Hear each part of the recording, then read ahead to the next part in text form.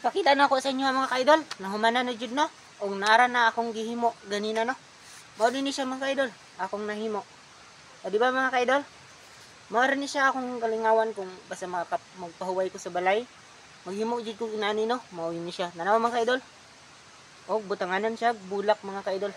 Ani siya mga idol nabuak gid siya kuno kay nahulog gini siya. Mao ni siyang nabuak siya. Mao ni ako nahimo mga ka-idol og iyang mga design na ning naa diri.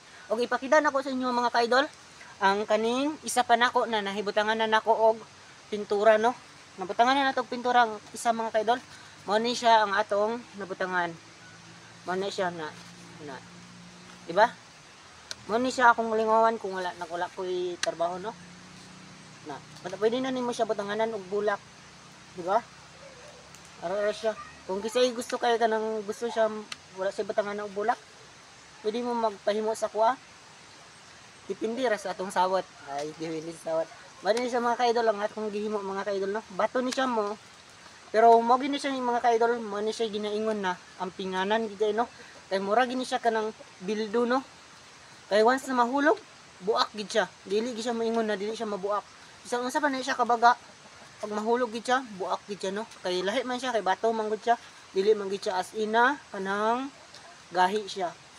Mo wa man tay butang ani, pwede kung butay din nato butang guma. Pero magbudlayan yun no.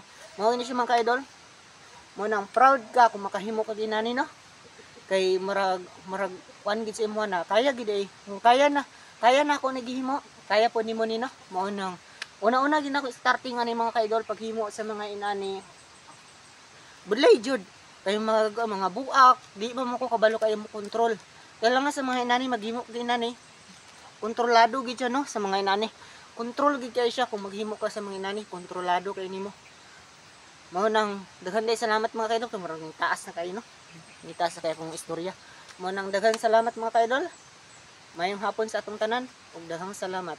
Bye-bye.